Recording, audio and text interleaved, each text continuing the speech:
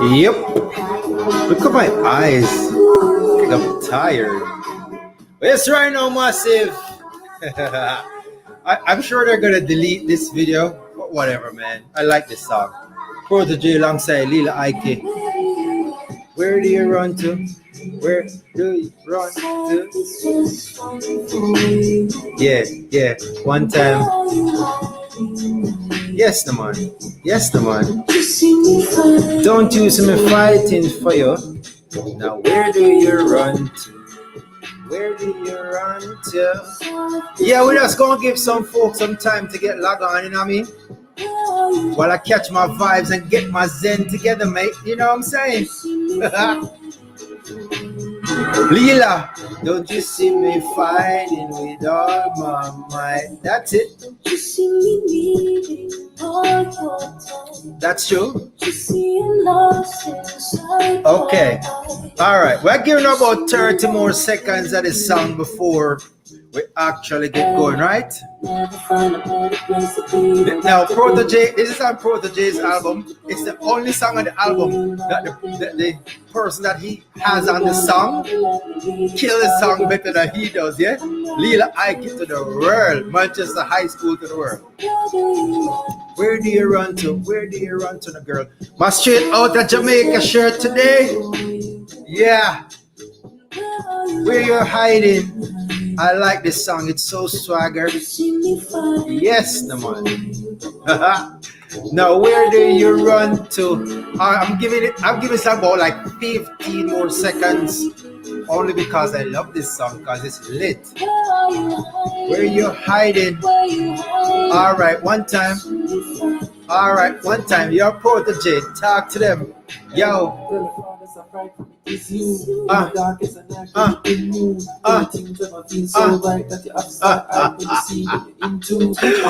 that's your dad selected. Who wants to say, okay, folks, I had to have some fun. What can I say? It's been a minute, right?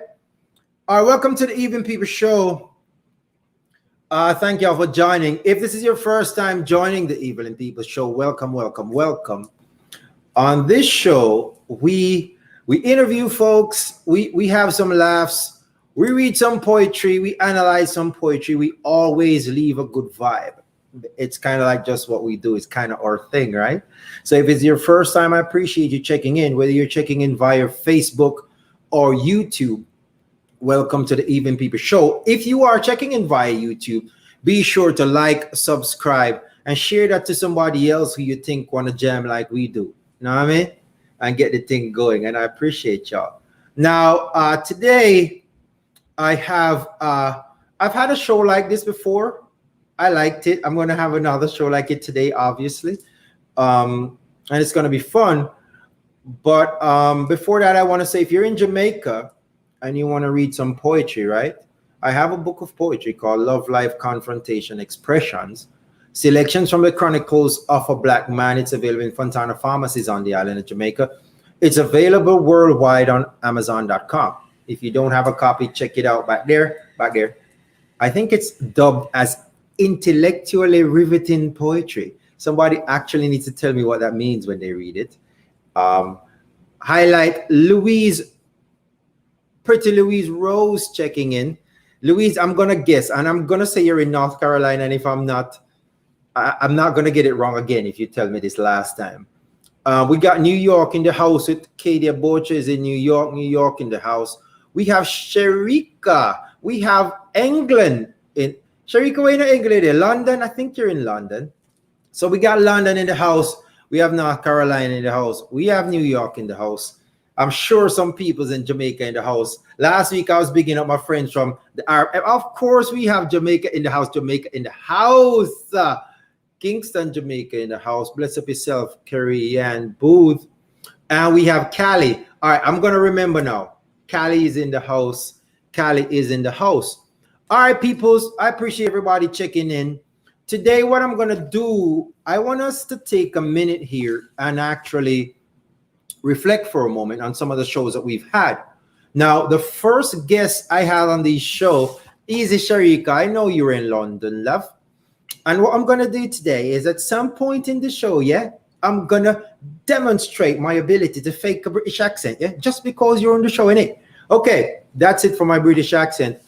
But one of the first guests I had on the show was Frederick Latry. Frederick Latry is the principal of Lennon High School in Clarendon, Jamaica. Now, I had Frederick on the show last year in May when I had him on the show.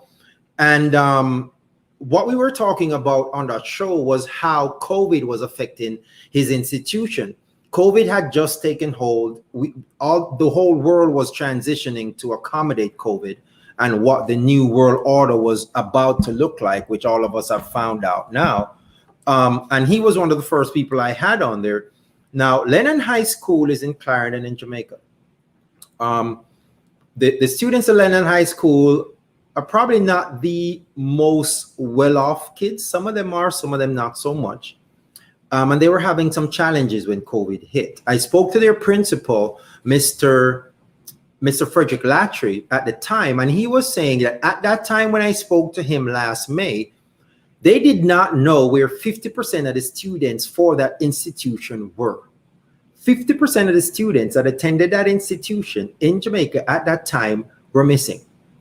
One of the things that he did with his administration is they had a drive and they went out into the community to look for the kids that were missing. What they found was that a lot of the kids had no intentions of ever coming back to school. They were working. Some of the females, some of the girls from that high school were pregnant. And the kids were taking up a whole bunch of other things that they had really much evolved into, I guess, because they no longer saw school as a viable option. Now, I reached out to Mr. Latry earlier today regarding what was going on, you know, last May to now, where we were, what has taken place, where we are now. And he mentioned to me that when they reopened school, when they reopened the institution, 90 of the 180 students that they had at certain levels of the fifth form level, that's the children who will be taking CSEC, 50% of them returned to school. Okay, so they reopened school, and 50% of the students that should have been in school at that time actually returned to school. 50%. So I asked him, what happened to the other kids? Where are the other kids that should have been in school? And it was pretty much more of the same that they saw when they went into the communities looking for the children. A lot of the girls were pregnant now or had children. Now, we're talking about high school age going kids, okay, that are now pregnant, that are now mothers when they actually should be in school. Okay. I say a lot of the boys were actually holding down jobs that they had been working for ever since COVID started, how many of months before. And some of the other kids, they were not doing anything, but they did not see school as a viable option. They had lost interest. They no longer see school as something that could help them to enact change in their life. Now let that sink in. Let that sink in. We're in a society that we grew up in, where basically, you know, a lot of our parents always told us that stay in school, study, do this, do that. Education is the key, blah, blah, blah. We have children that were like just saying, you know what? Yeah, I'm going to go get a job. Or I'm going to sit right here and do nothing until I get a job. Or here I am pregnant as a teenager because I no longer view school as a viable vehicle to change my situation. And that is what he said that they were finding now when school reopened, and only 50% of the children that should have returned to school for exam purposes actually came back to school.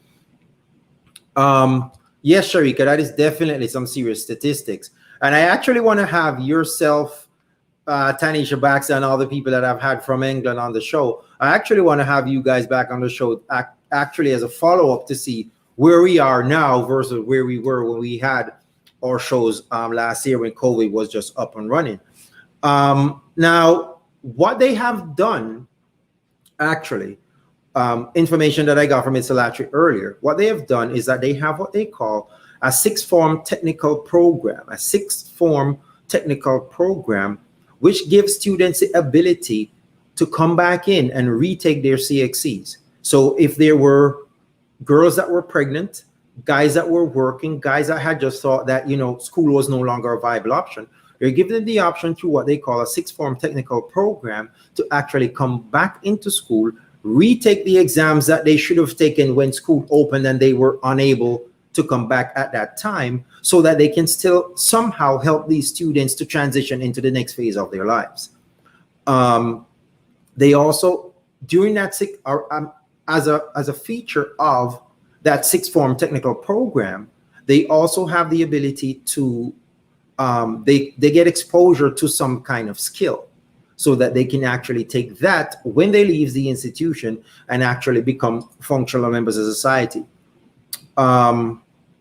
That sixth-form technical program is a 2-year assessment program to basically get them caught up for the time that they missed, that they were not in school, and everything that they missed since school reopened and they were unable to attend. All right. Now, in-person school in Jamaica begins again in September, is the plan as it stands right now. We will see what that looks like. We will see how many kids that are enrolled in schools that should be in school actually turn out to school. We can just basically cross our fingers, really, and hope that, you know, parents view it. And you have to think about it now. Let's slow down for a second. You have to think about it that some of the kids are not in school for some of the reason. Probably I kept my own kids from school. I didn't want them in schools. You know what I mean? I did not want my kids in school. Fortunately for me, my kids are able to function being homeschooled. They both still did very well this last year. The latter parts of last school year and this last school year, they both did very well. But not every student has that.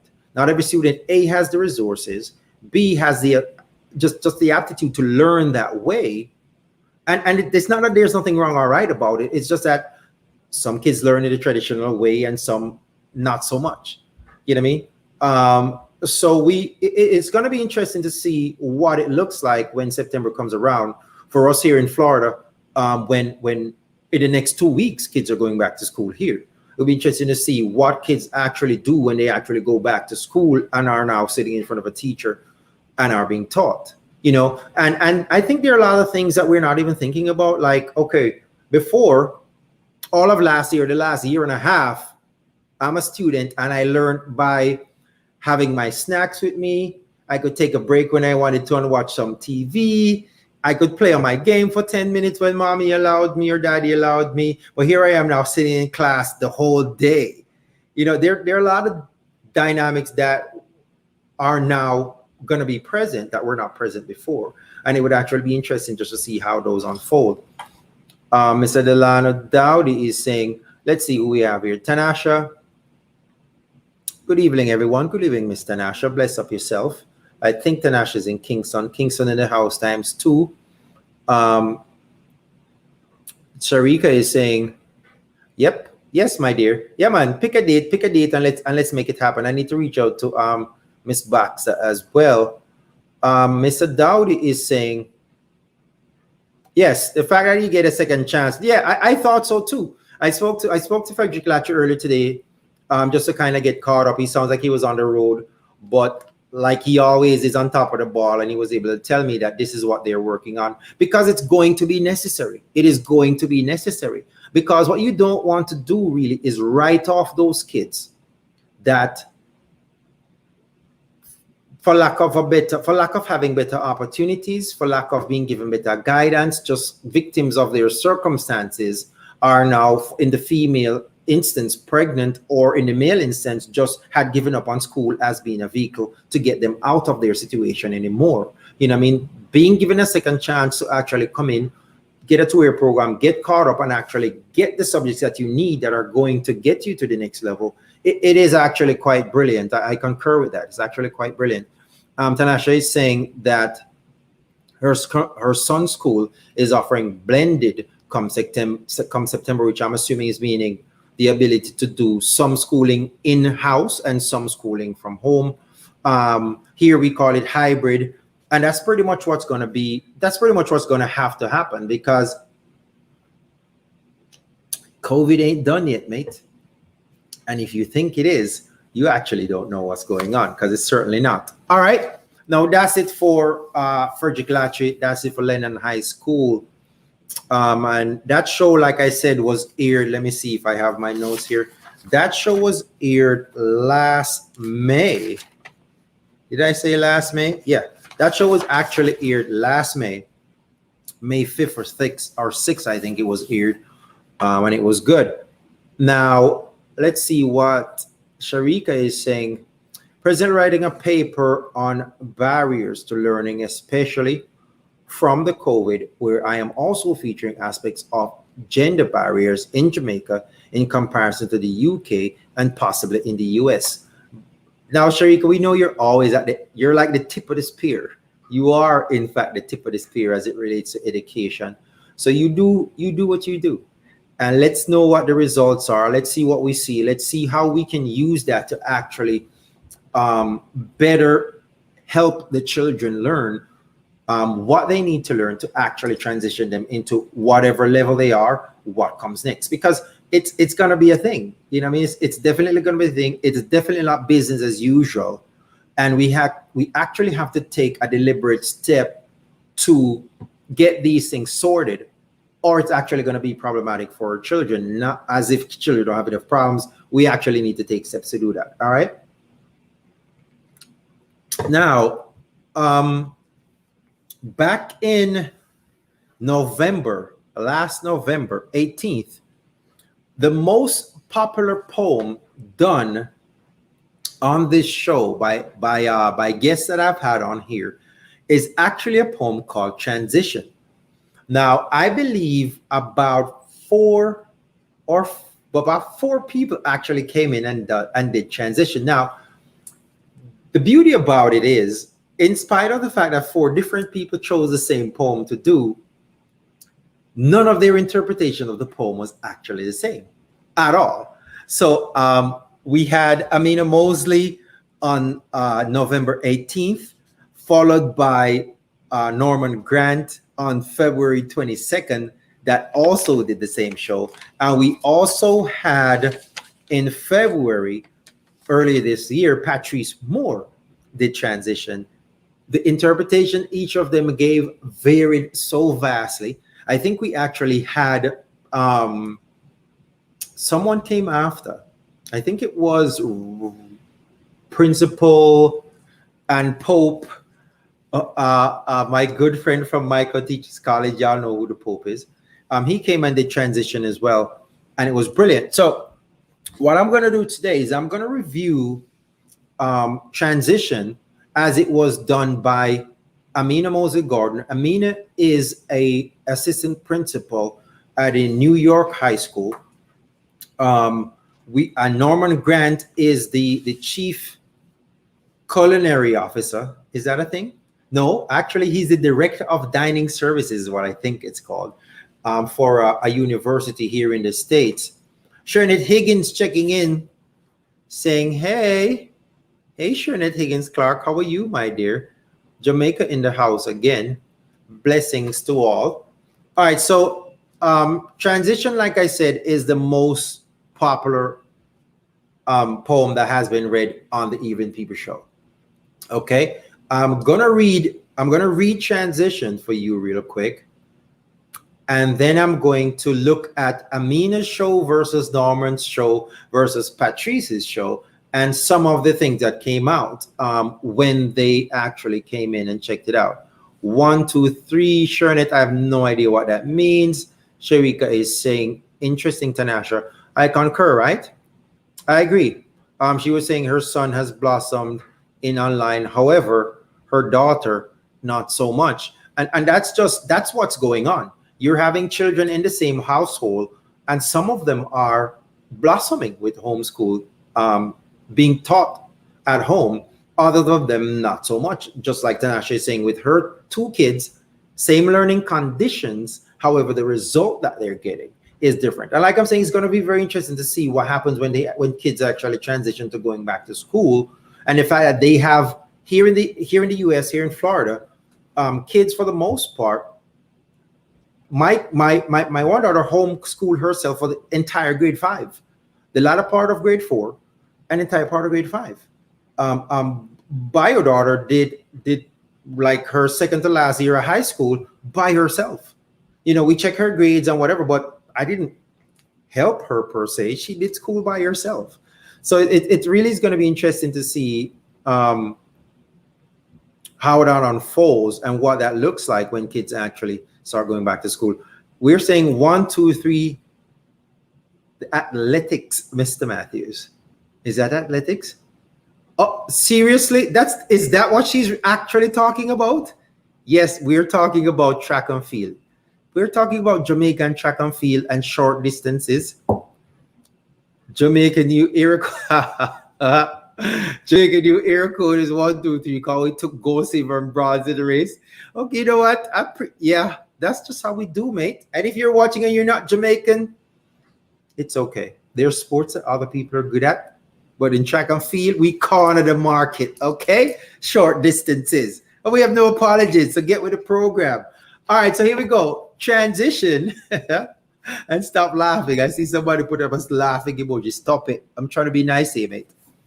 Even though I have my straight out of Jamaica shirt on, right? So, Transition, like I said, is the most popular poem reviewed on this show.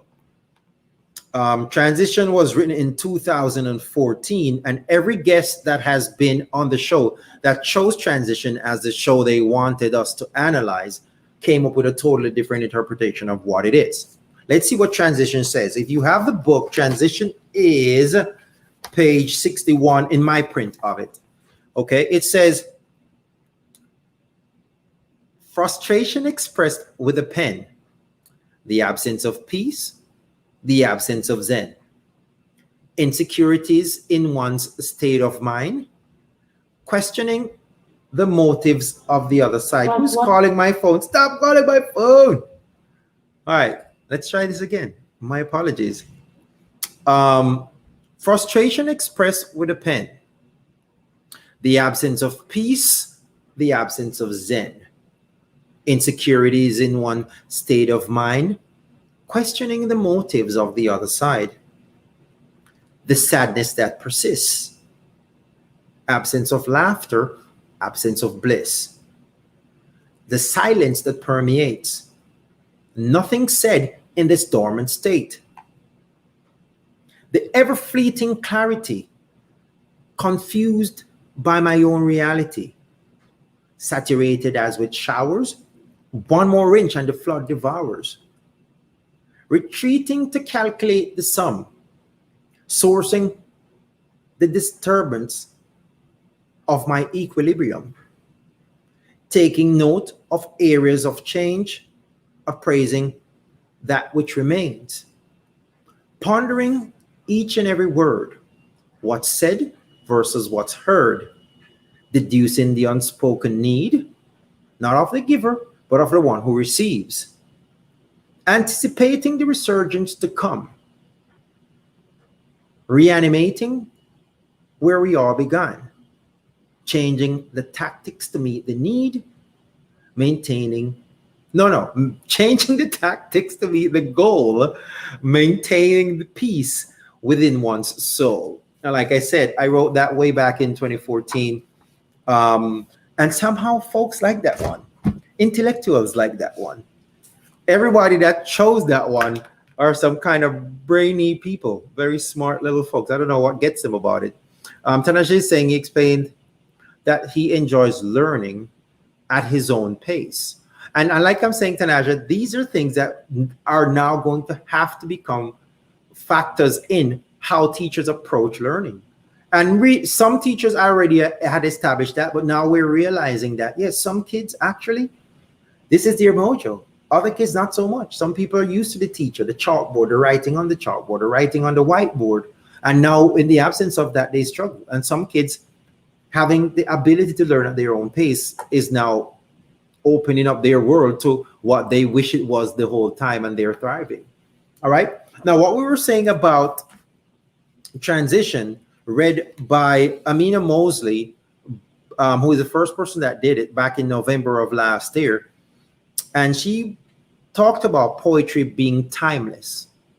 She felt that the concept dealt with in transition, dealt with betrayal and hurt. The example she gave, one of the examples she gave was saturated as with showers. It's like she referenced emotional immaturity, and kind of like not being with someone that doesn't actually check all your boxes. So we're dealing with transition. You're in a space, you're trying to transition to another space. However, you find yourself in a situation where it can be likened to a situation that is saturated with showers. Now, if you're familiar with saturated with showers or something just being saturated, it means that it has taken all it can take. Okay? It has taken everything that it can take. So it's almost like a bridge that has water rising underneath it. And if it gets one more shower of rain, the bridge is going to be overflow. Yeah? Saturated as with showers. One more inch and the flood devours it, is what the poem says. And Amina took that to mean, you being in a situation where your other boxes are not checked. There are certain frustrations that had built up in the dynamic of the relationship to where you're at that point where if one more thing goes wrong, you're going to snap. Okay? And if you can identify with that, great. But some people can, and they know what I'm talking about. She also spoke about the journey from being shy, as far as the transition is concerned, and her personal interpretation of it was dealing with the journey from being shy to being more extroverted and embracing her true self, or embracing that aspect of herself that initially she probably didn't even think that she possessed. Okay, so transitioning from being an introvert to an extrovert, embracing characteristics that you are capable of, but because you didn't have the opportunity to display initially, you didn't display and probably thought you didn't have. But when the situation changed and you were now in a situation that you had the opportunity to display, you displayed. Yeah.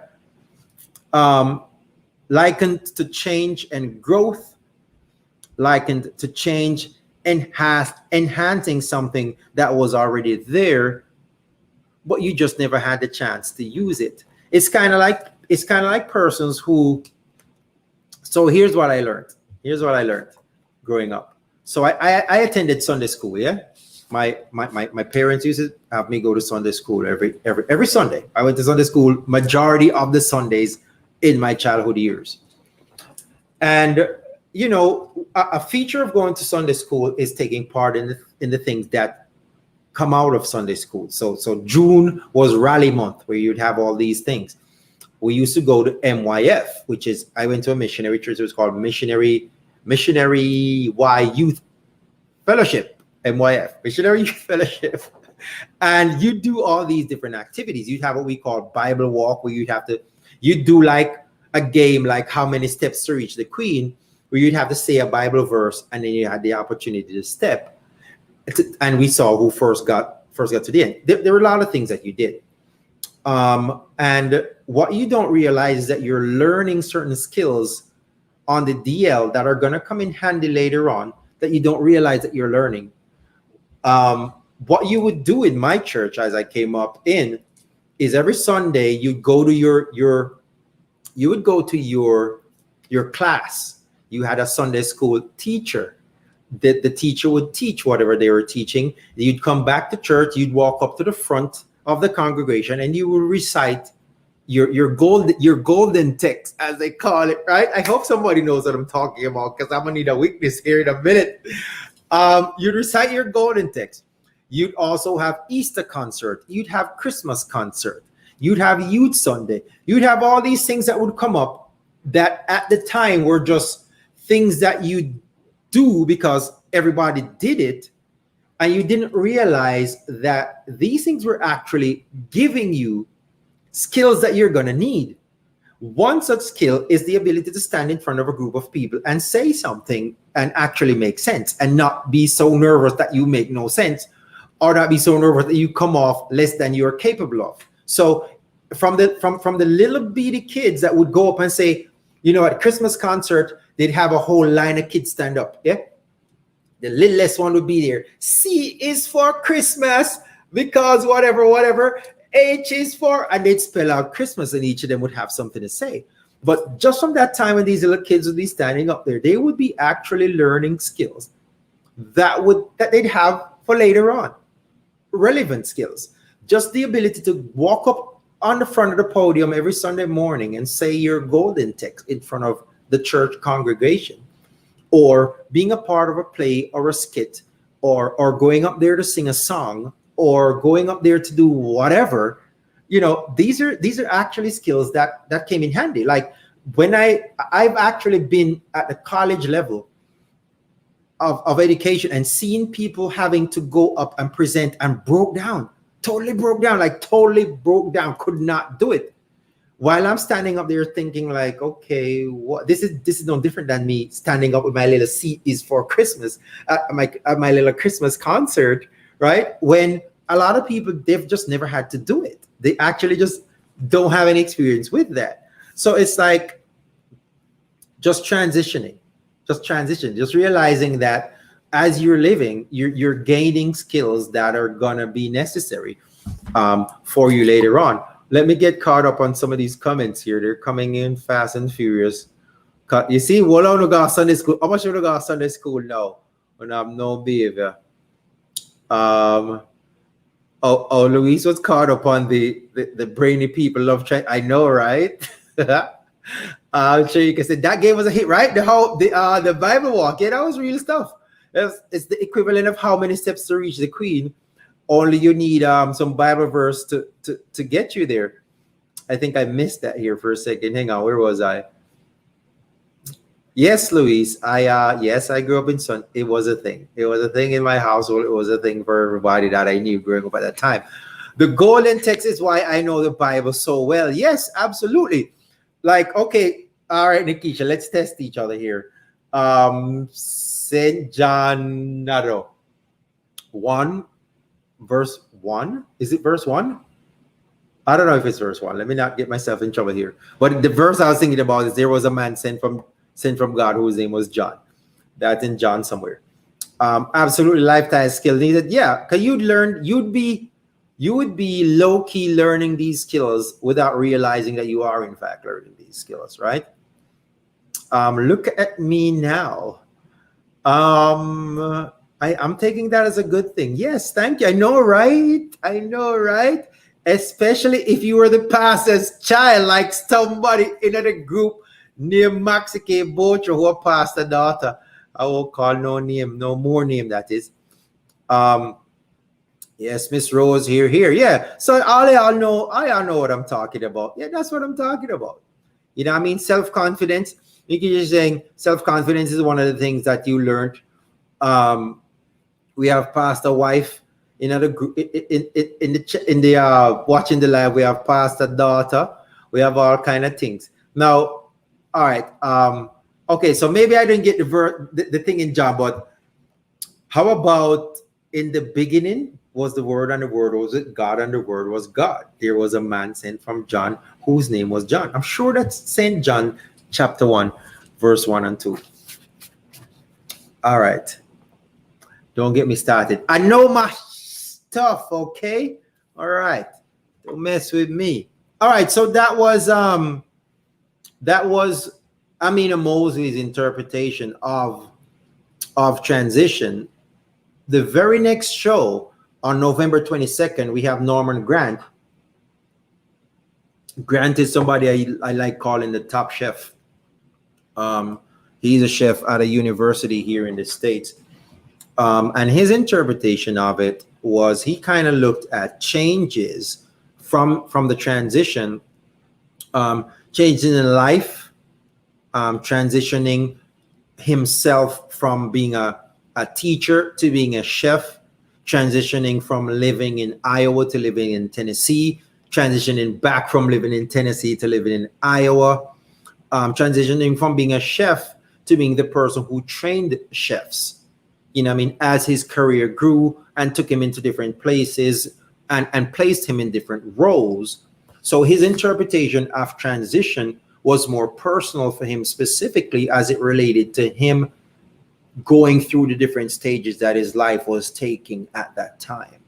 And the content of transition and was very relevant to him, to his situation. So we had two different people, like I'm saying, covering the same poem, but the interpretation of it and what it meant to them were different. Okay. Some of the other things brought out by Mr. Grant was talking through emotions versus logic.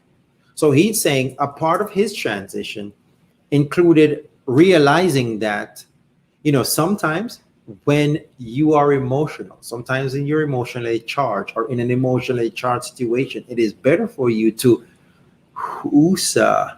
take a minute, come back to it, where you're actually using logic to make a decision that requires logic, as opposed to using emotions to make a decision that requires logic. Okay, so his evolution, his transitioning helped him, placed him in a situation where he was able to make that realization and was able to make better decisions because he was transitioning again. Not making the same mistake twice is one of the other things that he brought out in that show, which is great. You know what I mean? Making the same mistake over and over again is what mad people do. Now, one very important thing that he brought out in his interpretation of transition was the application to relationships. And the thing that he brought out was the need, when needs were not being met, or not doing something you used to do. Needs not being met, not doing something that you need to do. I don't remember what lines in the poem he referenced, but he was saying essentially that when he reads it, it seems like there's somebody that's not getting what it is that they need out of a particular situation that they need, that they used to get from their significant other, and the significant other is not giving them anymore. So it's like they're transitioning not from a good place, but they're transitioning into a not so good place, because here you have two people and one of them is not meeting the need of the other. And because of that, the need to transition presents itself. Because obviously you're in a committed relationship. Committed relationships are like partnerships. And in partnerships, different people, everybody in the partnership plays a role. Whether it's a law firm, whether it's a business, whether it's anything. People in relationships, business or otherwise, have roles to play. If we're talking about something that is a relationship with two people on an intimate level, they also have roles to play. And if anyone in that process stops playing the role that they're supposed to play, then you're going to have some kind of transition. Typically, either the transition needs to be, I check you and say, you still a play? You still a play? All right, if you still a play, come back into the game. If you stop play, then come out of the game. And if that happens, then we transition into whatever comes next. And if you are playing as I'm using it to mean now, then you check yourself and get back in, right? All right, so let's see if I have any comments here. There was a man sent from God whose name was John. Exactly the same was in the beginning with God. All things were made by him, and without him was not anything made that was made. In him was life, and the life was the light of man, and the light shineth in darkness, and the darkness comprehended it not. Like I said, I went to Sunday school. Don't get me going because I know my stuff. All right. Norman Grant. Yes, Norman to the boss. All right. Now, transition. There's one thing that Norman mentioned. He also mentioned transitioning, the transition of children in blended families. My child versus your child. What I can do with my child versus what I can do with your child. Now, blended families are a thing. Once upon a time, it was a novel thing. Now it's a pretty popular thing, and I think it is. I don't know. I have to go look up some stats, but I think it's pretty much running neck and neck with what the nuclear family look like. If there's anybody that don't know nuclear versus blended means, nuclear is mommy, daddy, children. All children belong to same mommy, same daddy. Blended is when you have mommy, daddy, Joe, and Jill. Those are my terms. But essentially, all the children in the household don't belong to the same parents. Whether they're there full-time, they're there part-time, or it is where the parent is the one that's out, and another parent came in, a step this or a step that came in, and they're in the situation, and you have a blended situation.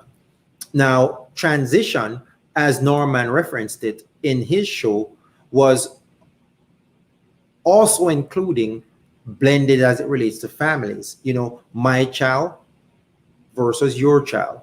And for anybody that is in a blended type situation, they know that it's not easy sometimes, because you can get with a person, by get with, I mean, enter into a singular relationship with a person at any time. Yeah. So, and they could have already had children. The children could be grown, in which case you might be lucky because you don't have to deal with them none at all. I don't mean that in a bad way. Or the children could be young, where they're babies. Could be babies where they don't know anybody. That's the best case scenario, because they grow up knowing you as whoever. Or the children could already be 3, 4, 5, whatever, and already know who their parent is. And then you come in, and then you have a blended situation. And this can create stress in a relationship type situation, because if you don't navigate that properly, it might either cost you the relationship with the significant other, or it might cost you a relationship with the child. And if this is somebody that you want to be with, then you actually, the well-being of all of those relationships and the dynamic between them is something that you actually want to add value to, and something that you actually want to have running in the direction that it should be going in. So transitioning from whatever your situation was into a blended situation has certain things that you're going to have to bear in mind. Just being cognizant of all the variables, just being cognizant of how you need to approach the decisions that you're going to have to make on a daily basis, what your default settings are now going to have to be set to versus what they were set to before, just to make sure that you're actually making the right decisions. Yeah. Okay. Now, let's wrap this up here. Patrice Moore, I had Patrice on this year. So Amina and Norman were last year. Patrice was this year in February. Patrice Moore, representing the Bahamas, had she also did transition. Now, one of the things that she pointed out initially was one of the first lines in the poem that said, let me see if I got this here. It said, frustration expressed with a pen, the absence of peace, the absence of zen, insecurities in one state of mind, questioning the motives of the other side. Now, she was saying the frustration causing the absence of zen and using writing as a means of expression. So you're saying frustration, like I said, the first line said frustration expressed with a pen, the absence of peace, the absence of zen. And the first point she brought out was frustration causing the absence of zen and using writing as a means of expression. Now, I use writing as a means of expression. Obviously, I write poetry. But writing has been used as a means of expression. It has been used as a means of therapy. It has been used as a means of a whole lot of different things, because a lot of musicians, for example, write their music before they put it to music, write it on paper before they put it to music and sing it. Therapists recommend journaling to individuals who need to get stuff out. So what Patrice zoned in on initially was just using just what that first line said, frustration expressed with a pen, and then doubling back around to just using a pen to help you to express your frustration, and putting that out there as a tool that can be used to help a person express whatever it is that they're going through that is causing them to be frustrated. She also mentioned relationships running out of steam, like having, everybody knows. Do I have to? No, I don't think I really actually have to break that down any further. When a relationship runs out of steam, it's almost like it had an expiration date. Best by such and such time. The time come, it run out of speed, it expire. Okay. I'm actually not going to go any further with that. Second guessing everything said, like love gone wrong. She said, as a part of her elaboration on the transitioning concept, she mentioned second guessing everything that is said. Now, I guess for her, and some of the scenarios she mentioned, it would seem like is representing a relationship that is no longer functional, a relationship that is on the line, a relationship that is in a state of transitioning, that the new rules of engagement have not yet been defined. She mentioned a relationship running out of steam, and then she mentioned second guessing everything that is said, love gone wrong. So it's like transitioning from, now I love relationships. Relationships are awesome, especially in their initial stages. And if you've ever been in a relationship, you know what I'm talking about, especially if you go into it as an adult and where everything is just great. Everything is stimulating. Everything is exciting. Just a hold of the hand, just a rub off the hand on somewhere, just any kind of contact is just so exciting because it's something new, it's something fresh, is this, is that, what I mean? And I've written a lot of poetry at the beginning stage of our relationships because it's exciting. However, it doesn't always last for whatever reason. Sometimes it's just that you had in your mind applied more value to something than it actually had. You were more optimistic about a situation than the situation warranted. And then, when it kind of settles, then you realize that it really ain't all that. And then it kind of deflates a little bit. Or the person in the situation changed and the change brought about the deflation. But then that brings you to a situation where, you run out of gas, you start second guessing everything, and it feels like your love has gone wrong. Another thing she mentioned, like what R. Kelly song says, when a woman's fed up. Stephen Marley also has a song called Fed Up, and it's just called, she fed up.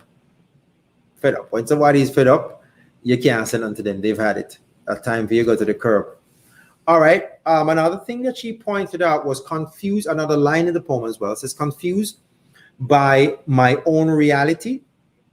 It's in persons' relationships not being on the same page. Persons in relationships not being on the same page. Confusing my own reality.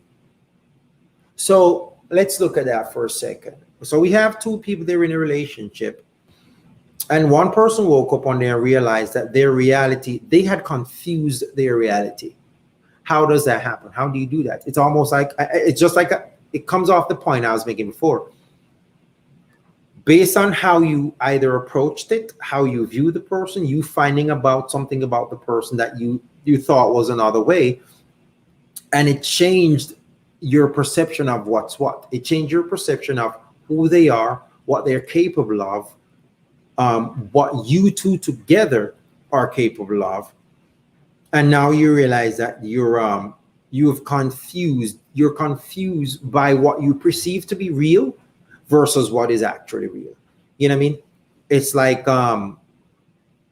your ideal self versus your real self. You aspire to be this thing, you're not that thing. You project yourself as that thing, but you're actually not that thing. And then a situation comes about that kind of knocks you off that pedestal, take you back to where you really are, and you're like, whoa, this is actually where I'm really at, you know? And so it says, confused by my own reality, persons in a relationship not being on the same page. And when something comes up that requires them to be, you realize that, oops, this is one of those things we should have covered that we didn't cover, or we kind of sort of covered and put back on the back burner to cover again. We never revisited them, but now here we are. And now the decision has to be made, and it can actually negatively affect the relationship. There's one other point that came out. It said being a product of our own environment. We mentioned that earlier in the show. We actually don't need to beat that horse anymore.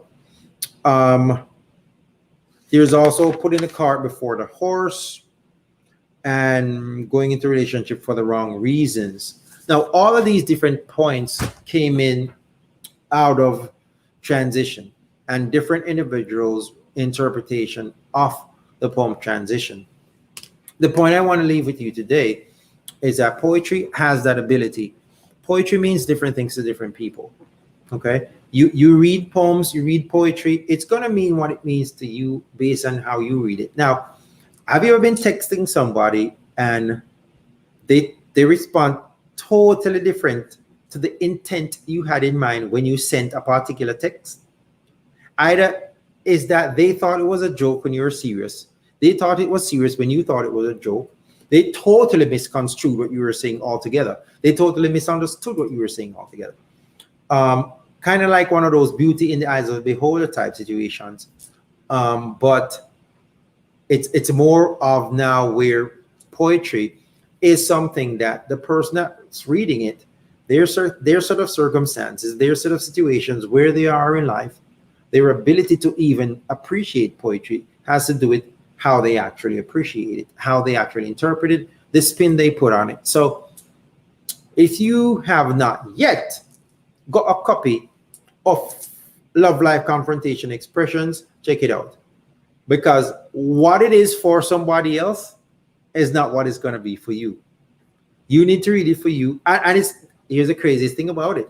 You can read the same poem today that means something for you today, and you read it another day, same poem, in a different state of mind, and it means something else, something different for you on that day. It's kind of like, for me, it's kind of like music. So I have a playlist called Contagious. I have several playlists. My most recent playlist is called Contagious. I decided to make a playlist of songs that I've listened to over and over. At some point, I've listened to that song nonstop. So I made a playlist of all those songs. But on any particular day when I decide to hit the road and put that playlist on, the first song that comes on might not be the song I actually replay, because that day I'm not in that state of mind for that song. That song does have that characteristic, but the mood I'm in today, that's not the song I want to hear. Maybe 2 songs in, maybe 3 songs in, maybe 5 songs in, a song comes on that actually matches the mood that I'm in today. And that song will get replayed because it's a song that I like that to begin with. And transitioning poetry and its interpretation, all these things can be likened to that, where the mood that you are in at a particular time informs how you interpret what you receive at that particular time. Okay? So for y'all out there that have a book that read it and felt like, yeah, go read it again, mate. Choose another poem, read that one, and tell me if you have the same vibe you had when you had it the first time. Yeah? All right, peoples. That's the ball game. I'm going to drop this mic right here and exit stage left. If this was your first time checking out the Evelyn People show, I sure do appreciate you. For the ones that left their comments, I appreciate y'all too. For the ones that view the show faithfully, I appreciate y'all most. All right? Because that's how we keep the thing going. Bless up yourself, Sharika. Don't know how the thing's set. Britain in the house, London in the house, like, whoa. And yeah, keep checking out. We have a lot of things coming up. Miss Gardner, you there? You don't know things. I actually mentioned your show, Miss Gardner. I hope you saw that part. If you didn't see the part where I was talking about you, you need to go back and check it out. Miss Crescialo, Florida is in the house. How are you, my dear? Crescia, link me up when we're done. We're going to do road. Who we don't know? Kingston is in the house. New York is in the house. Bless up yourself, Amina. And yes, you were late. Just rewind and come again. Stay safe, all coming from England, London. But stay safe, London. Thanks for joining the show. Coming out, say enough o'clock at England right now. I probably in a Sunday already. What you doing? You cripsy? I don't even know what that means. All right, everybody. Thank y'all for joining. All the people in there come late. We're gonna late so look, you go left, we out for left. But like I said, if you're viewing via YouTube, make sure you like, subscribe, and share so we can get the thing going. What cliche I say? What you say? Wings and drinks. All right, peoples. I have what's coming next. Me and cliche I got a road for the walk on my road in front of the Orlando area. Talk up the things. We tell them what we got next. All right, but that's the ball game, peoples. Everybody take care of yourself. Stay safe. I have a public service announcement. For everybody that's not aware, COVID's still a keep. People still a catch COVID. Take care of yourself and wear the mask. You're welcome. Can't say I didn't tell you. All right. All right, peoples. Bless up on yourself. Until next week when we do what we do again. I had a video to post. I'm gonna post it. I forgot to post it, but I have like 3 videos to post. The shorter videos that I've been posting, the 5-10 minute videos, may have enough to post. I'm gonna post them. I'm bad at this. If you're out there and you want to go over and page them, call me and make it work some more. Coming on time. Bless up on yourself. Until next time, stay safe out there. All right, peace.